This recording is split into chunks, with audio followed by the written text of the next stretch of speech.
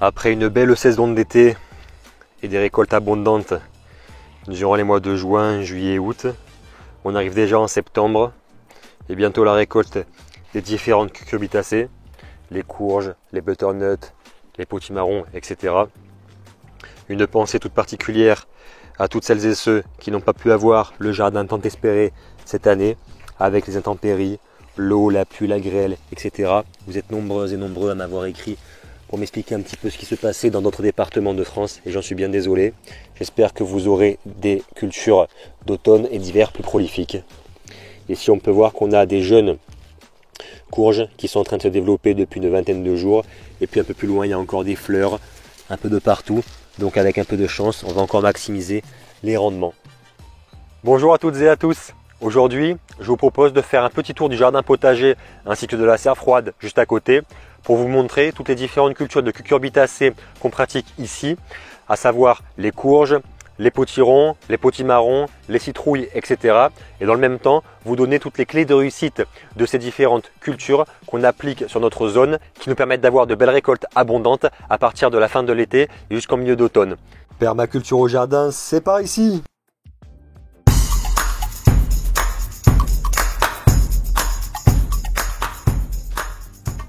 On commence ce tour du jardin potager et de la serre froide des cucurbitacées, comme bien souvent par la zone A, et la variété de courge Tromba, comme on peut le voir ici, avec une forme bien particulière, parfois en S, parfois en C, etc. Et là, on a encore des petits départs de jeunes fruits qui ont commencé à se former mi-août, fin août, donc c'est super, on aura normalement une belle productivité avec cette variété. Là on peut voir que il y a des fruits qui sont encore un peu plus gros, ceux à terre, puis les autres, on les a palissés pour gagner en espace et en verticalité, un des préceptes de la permaculture. On a beaucoup palissé de courges cette année et on voit que ça fonctionne plutôt bien au milieu des amarantes, des maïs et des haricots verts. Comme on a choisi encore une fois d'utiliser la technique de la mille-pas qui veut de créer cette association qui fonctionne si bien. Celle-ci est assez rigolote, avec sa forme vraiment en S, on dirait un serpent au jardin. J'ai hâte de les récolter pour pouvoir les cuisiner, voir un peu les goûts qu'elles vont avoir avec toute la fertilité du sol qu'on a pu leur apporter cette année. Et donc, ces courges-ci et puis toutes celles qui vont suivre, on les a semées entre le mois d'avril et le mois de mai, lorsqu'on était hors des périodes de gelée. On a fait ça dans les serres froides juste à côté qu'on ira voir tout à l'heure, en godet, avant de venir les mettre en terre, plus ou moins aux alentours de mi-mai, fin de la première quinzaine du mois de mai, puisqu'ici on était déjà donc à l'abri des gelées et ça a bien pris. Ici on peut voir qu'on a aussi des courges longues de Nice, donc il y en a pas mal. Pourtant on n'a mis que 2 pieds en terre cette année, 2 pieds qui nous donnent environ 10-12 fruits, tous plus gros les uns que les autres, donc ceux-là aussi j'ai hâte de les récolter. Et la courge longue de Nice, on n'a pas essayé de faire ça cette année, mais comme on l'avait déjà conseillé, elle fait partie des quelques variétés qui peuvent être consommées très jeunes, puisqu'elle peut se consommer un petit peu comme une courgette. Donc apparemment le goût est différent. Personnellement, j'ai encore jamais essayé, vu que ça fait que 3 ans qu'on est sur cette zone en France et puis on n'a pas toujours été là.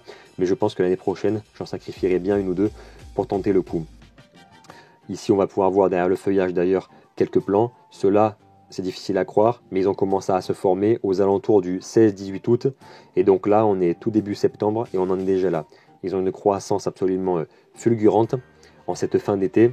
Et donc un petit peu partout au potager comme dans la serre, on a des fleurs, on a des nouveaux fruits qui sont en train de se former. Donc j'ai bon espoir qu'on ait vraiment des récoltes abondantes cette année en cucurbitacées. Afin de réussir du coup toutes ces cultures, on a mis en place différentes clés de réussite. Donc bien sûr, la clé de base, c'est toujours la fertilité selon moi, le sol.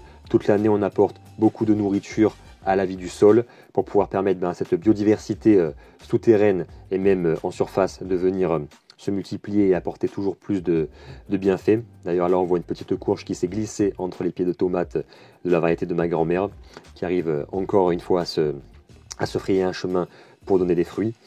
Et donc ce sol, dès l'automne et l'hiver précédant cette culture, j'avais déjà apporté divers fumiers que j'avais récupérés proches d'ici, donc des amendements locaux, pour venir bien fertiliser la zone. Et en plus, tout le compost que j'ai pu leur apporter en amont de la culture et un petit peu tous les mois entre mai, juin, juillet et août, je leur en ai aussi apporté au pied. vu que ce sont des cultures gourmandes qui adorent avoir des sols vraiment riches et fertiles, et donc on est généreux avec ça. Également, quand on peut le voir partout, aussi bien dans les buts que dans les allées, on a du paillage. Donc nous on paille avec une quinzaine de matériaux différents. On a la chance d'avoir pu faire des partenariats avec des paysagistes du coin qui nous emmènent divers éléments. Paille, foin, sciure, une dizaine de bois broyés, du BRF, etc. Donc on mélange tout ça et puis on en met un peu de partout. Le paillage au moins 5 cm sous les cultures de courge, toutes les cucurbitacées d'ailleurs, est vraiment quelque chose d'essentiel pour maintenir une bonne humidité au sol qu'elles apprécient, pas de trop bien sûr, mais un minimum. Et donc là on peut voir, elles aiment tellement que elles ont traversé le grillage pour aller se développer chez le voisin dans le champ de pivoine biologique en face. C'est pas grave, on va aller la récolter plus tard. Et donc, au-delà du compost, des fumiers, du paillage, essayer de conserver toujours donc ce sol bien meuble, bien frais et assez humide, pas de trop non plus comme je l'ai déjà dit, pour pouvoir permettre aux courges de bien se développer. C'est pour ça qu'ici, on a opté pour le goutte à goutte, qui nous permet de vraiment bien contrôler l'irrigation, parfois d'en mettre un peu plus durant l'été, et ainsi de ne pas risquer d'avoir les plants qui brûlent. D'ailleurs ici, à Toulon, dans le sud-est du sud de la France, on a eu des températures assez clémentes cet été. On n'a jamais dépassé vraiment les 33-34 degrés et encore même les 30-31, c'était assez rare finalement ici. Et donc on a pu avoir des plants vraiment vigoureux avec énormément de végétation qui sera d'ailleurs récupérée en biomasse à la fin totale de l'été, qui sera donc revalorisée encore une fois en compost, comme à chaque fois. Et donc on voit que les plants n'ont pas du tout brûlé. Quelques feuilles par-ci par-là, mais vraiment rien de grave. Sur ça, on est chanceux.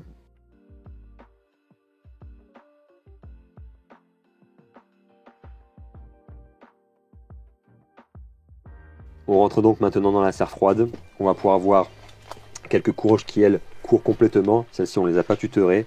Et celle-ci en particulier, on ne l'a même pas semée d'ailleurs. C'est un des tout premiers plants qui a pris, je dirais, dans le courant du mois de mars, toute fin mars. On a un peu halluciné de la vigueur de ce plant qui a poussé tout seul. Puisqu'à ce moment-là, on n'a pas arrosé, on était à peine en train d'amender la zone. Et donc, il s'est développé jusqu'à donner cet immense plant avec plusieurs fruits. Certes, pas très gros, mais sûrement avec un excellent potentiel génétique. Et donc, on va se faire un plaisir de récupérer toutes les graines, puisque je pense que ces plantes ont un très beau taux de résilience. Ici, je voulais vous partager toujours une petite curiosité. Là, on a le même plant donc, de courge en spontané qui a traversé ma zone pour aller dans la serre froide d'en face qu'on nous met gentiment à disposition. Et donc, elle s'était immergée carrément dans ces seaux de récupération d'eau au niveau des jointures des fenêtres qui ne fonctionnent pas très bien pour se bouturer naturellement. Et donc, on a coupé cette branche, sachant que normalement, on ne taille jamais les cucurbitacées. Nous, on les laisse faire leur vie et puis on a quand même beaucoup de fruits et ça nous correspond bien en permaculture de faire ça. Et on a mis ces boutures en terre récemment en espérant avoir des cultures un peu prolongées durant l'automne. On va voir, c'est un test. Ici, on peut voir que on a de l'oïdium sur quelques feuilles, c'est pas un problème, on est en fin de saison. Si vous voulez connaître les méthodes pour lutter contre l'oïdium en préventif ou en curatif, vous avez la petite vidéo qui s'affiche juste en haut de cet écran. N'hésitez pas à cliquer dessus, je donne toutes les clés pour lutter contre l'oïdium naturellement. Enfin, on peut voir ici que certains de ces fruits sont prêts à être récoltés. Le pédoncule, donc le bout de tige qui tient les fruits, est déjà bien sec et puis les couleurs sont bien vives. Deux indices qui nous donnent la possibilité de les récolter très rapidement. Et bien sûr, on évite toujours de mouiller le feuillage.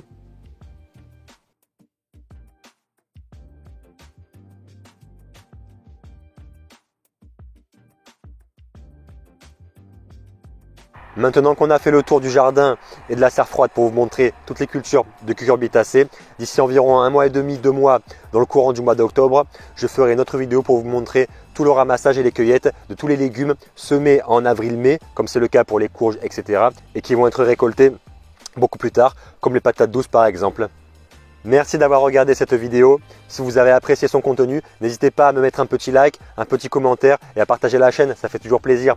Belle journée à toutes et à tous et à bientôt. Salut!